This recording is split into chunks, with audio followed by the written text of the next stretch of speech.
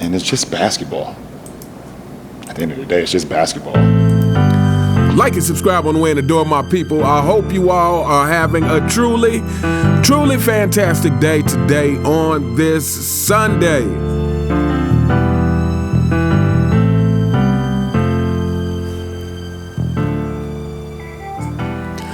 Welcome back, my people. So, as you all know, former agent David Falk made what some would call controversial statements about LeBron James, what some would call just facts, when he said that LeBron James may be top 10. He said he had Michael Jordan, Kobe Bryant, and Kareem as top 3. And he also said that if Michael Jordan had cherry-picked his teams, he would have 15 championships. Again, some see it as controversial, some see it as just facts, including myself, which I may do a more in-depth video about that particular thing later on. But anyway, David Falk said that many people have responded. Stephen A. Smith responded, Michael Wilbon, which I'll do a video about that as well. And David Falk came on the Stephen A. Smith show to respond to the originator of the deer, Rich Paul, to the guy who didn't understand that goats have horns and not antlers. So David Falk came on the Stephen A. Smith show, and he had some very, very interesting things to say to me that combats a lot of these narratives that unclutched sports like to put out on a regular basis. One of the things that he kind of reiterates in a story is how Michael Jordan always gave respect to the previous generations, and we know that the LeBron James era, in his pursuit of trying to be labeled as the GOAT, not actually be the GOAT, he just wants the label. In his pursuit of doing that, Uncut Sports constantly takes jabs at tearing down the previous eras, and because LeBron James isn't smart enough to just let other people do it for himself, LeBron James himself joins in on the action by trying to diminish Michael Jordan's championships by saying Michael didn't do it all by himself. I don't know, but you know, that one right there made me the GOAT. By saying stuff like that, and by saying Giannis would score 250 points in the Wilt Chamberlain era, different ridiculous things like that. So I'm not going to play the whole segment of David Falk. I'm just going to play a short segment. I think it's about a minute long. And like I said, David Falk has a very, very interesting story that to me just reiterates Michael Jordan's respect for previous generations, respect for the people that helped set the table for him, respect for the people that set the foundation of the NBA. So without further ado, let's get into this clip. I'm going to tell you a great story you've never heard. When Michael Jordan was recruited by Ted Leonsis, the current owner of the Washington Wizards, to come to Washington to be the president, the day he was going to get final approval from Abe Pollin, Wes Unseld, who was the GM of the team and the face of the franchise for many years, from 1967, this was 1999, he called me up and asked me to set up a meeting for him with Michael. I didn't attend the meeting, but apparently at the meeting, Wes told Michael he was going to leave when Michael came. And Michael told him, if you leave, I will not come. I respect you. You paid the path for young players like myself. What's the problem? And Wes said, it has nothing to do with you. Abe Pollin runs around telling everyone else that he's like my father, and I'm the lowest paid general manager in the entire NBA. He's disrespecting me, and I'm quitting. And Michael said to him, please don't quit. I will take care of this. So went to Pollin's house, and Pollin says to him, I'm ready to hire him, very excited to hire you. what should I pay you? And Michael, who's a very, very intelligent man and a very savvy businessman, said, pay me what you think is fair. And Poland said to him, well, I understand the range of salaries for the president of the team is between $1 million and $2 million. So I'd like to pay you $1 million. And I think Ted probably had a heart attack when he heard that, because he figured all the work was over. And Jordan turned to Poland and said, I have a suggestion. Why don't you pay me $2 million?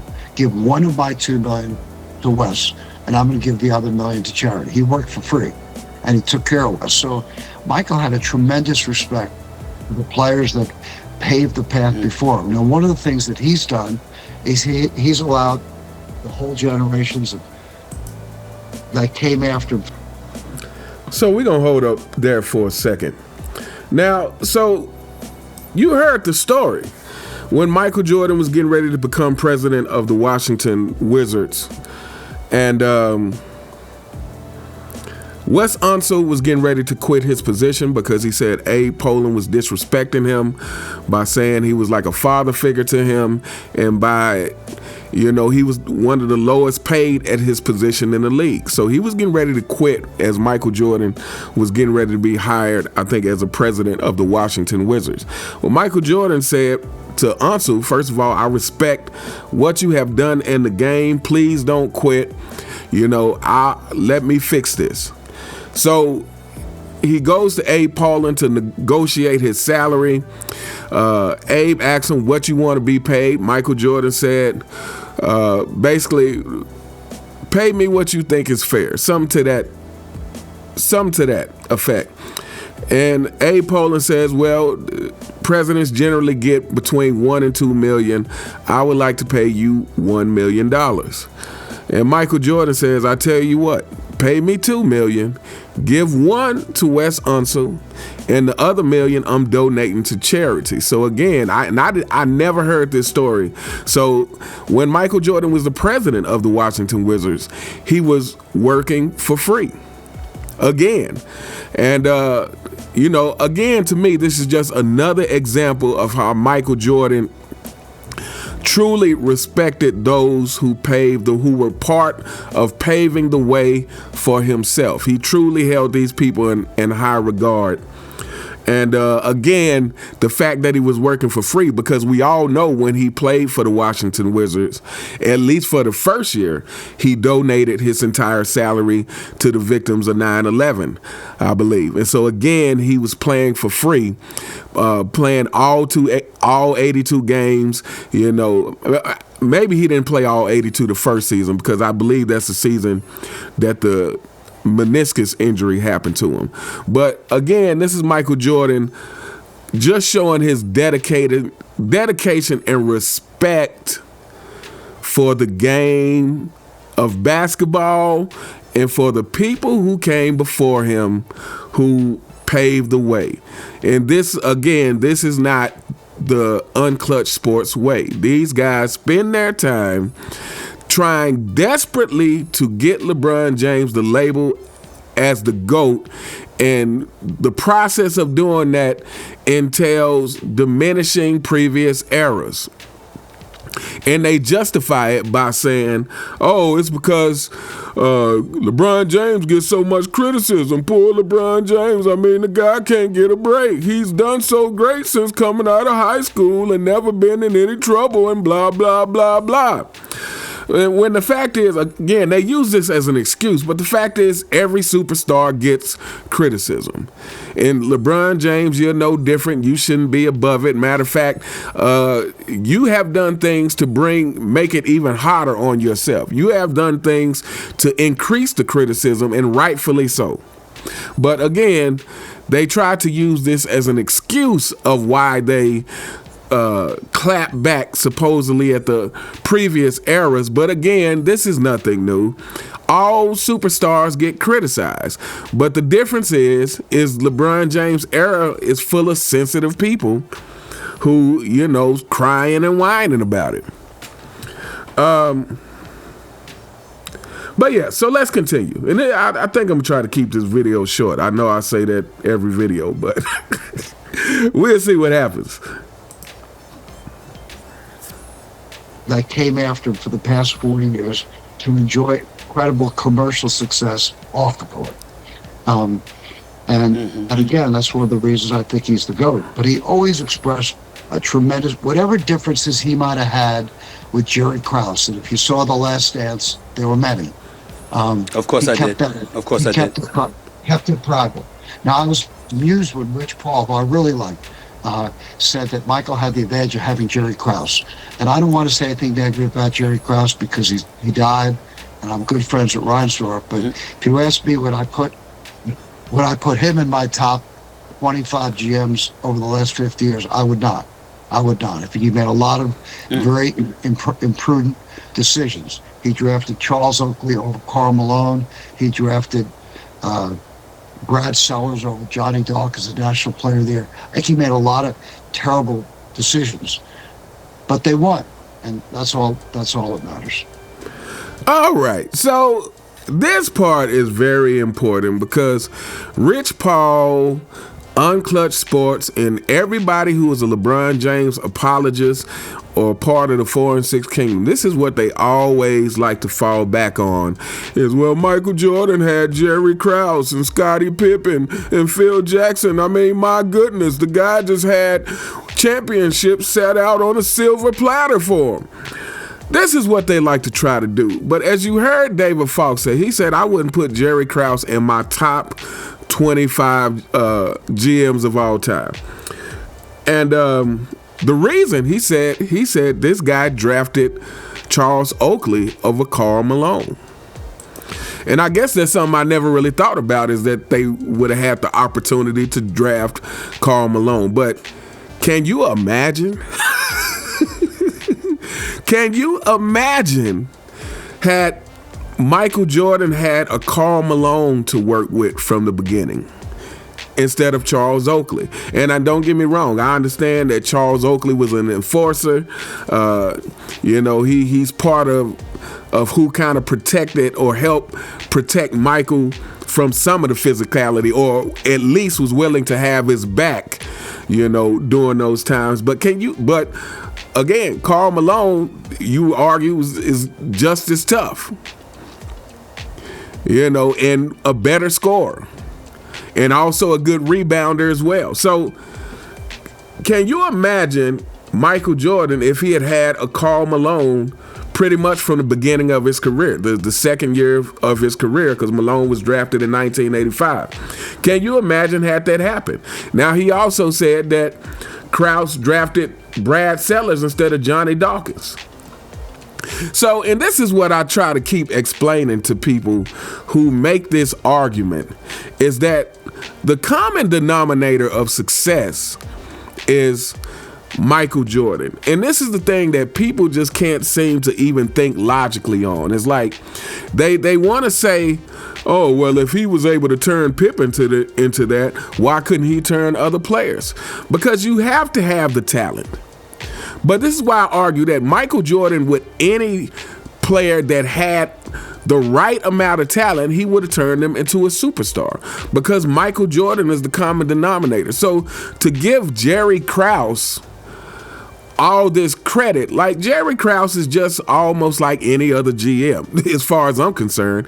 He just happened to have Michael Jordan, who was going to push players in practice, who was going to lead by example, who was going to show the whole team what it's like to go out there and be on 100, not only during the games, but in practice as well. Again, going back to what Craig Hodges said, that Michael Jordan never lost to suicide in practice.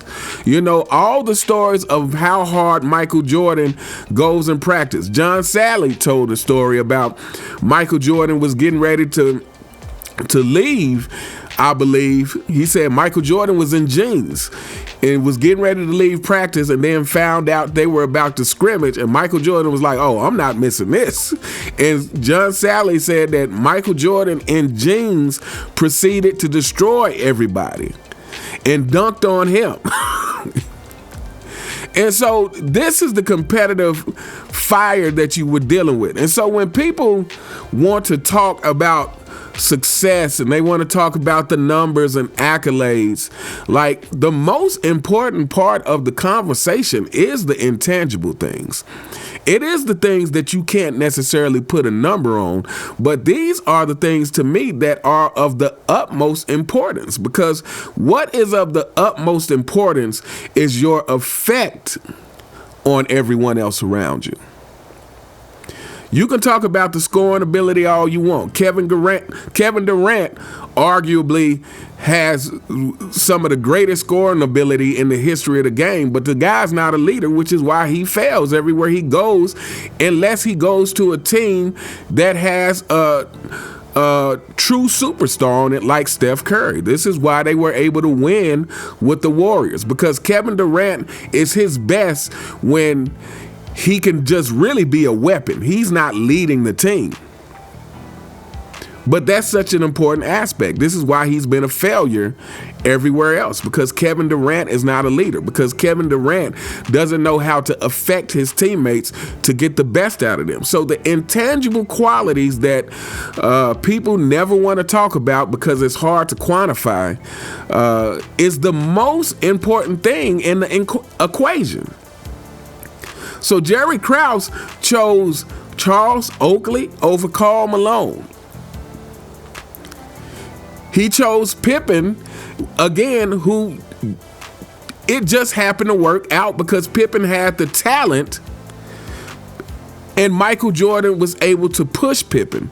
But again, anybody with the right amount of talent, it would have been the same outcome. I truly believe this. Anybody who had the amount of talent, because everybody who has talent doesn't have the drive to actually maximize that talent. I would say most people who have talent doesn't have the drive to maximize their talent. Just because you make it to the NBA doesn't mean you have maximized your talent. And I feel like it's two types of people. You know, there's people who have talent, who are self-motivated, who can get the best out of themselves, and there's people who have talent who have to have someone get the best out of them.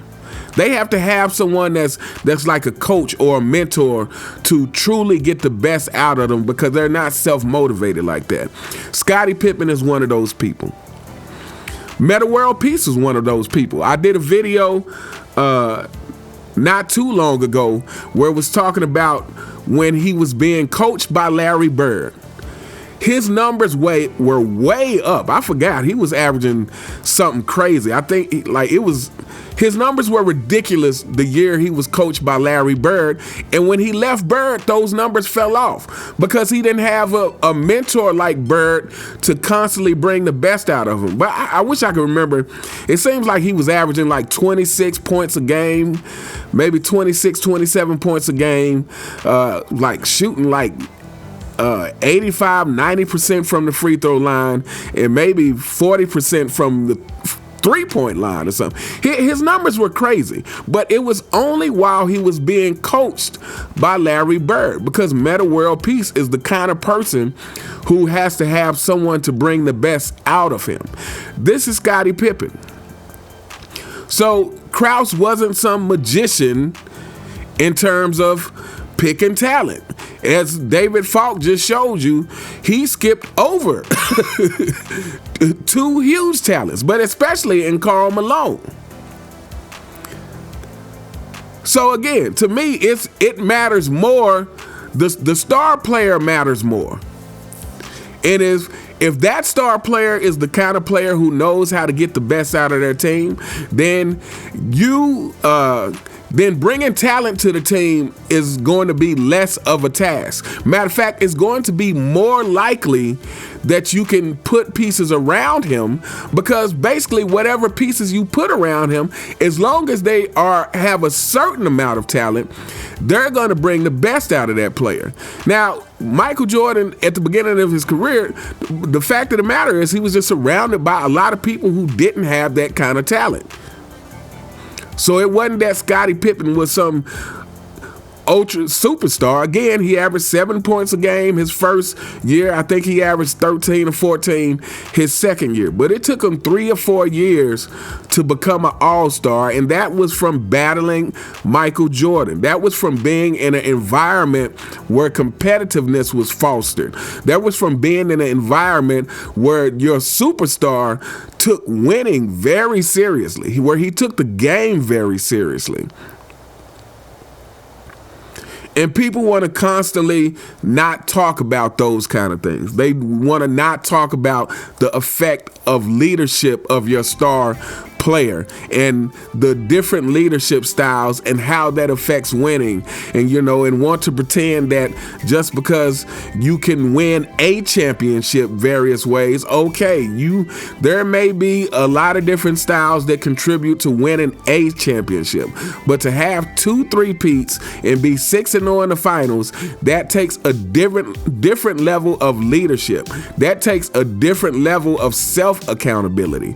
Again, that takes Michael Jordan, who said it himself, understanding that, hey, each year you win, a little bit of that hunger dies. Like, you get this satisfied feeling. So you have to find a way to create challenges for yourself that keeps that same hunger ignited. And this is what Michael Jordan was great at doing. This is why he made up stories about players insulting him so he would have a reason to go out and drop 50 on them. This is why he did things to constantly challenge himself, because he understood that if you're not challenging yourself, then you're gonna get complacent. But anyway, people, we are gonna hold up here. Let me know what you guys think in the comments. What do you think about what David Falk had to say? First story about Michael Jordan being the president for free of the Washington Wizards. Again, I think we all knew that his first year as a Wizard, as a player, that he donated that salary and was playing for free, but I had no idea that he was the president for free as well. And it was because he had the respect for Wes Unseld. And then what do you think about what David Falk was saying about Jerry Krauss? He's saying that I wouldn't have him in my top 25 because he's made, he passed up on Karl Malone to draft Charles Oakley. So again, to me, this just kills this narrative of like Krauss was this genius and, just more BS and just more excuses from the LeBron James camp to try to make excuses for LeBron James' lack of success and failures. That's all it is. But anyway, let me know what you guys think in the comments. You all have a truly fantastic day, and I'll see you next time. All right.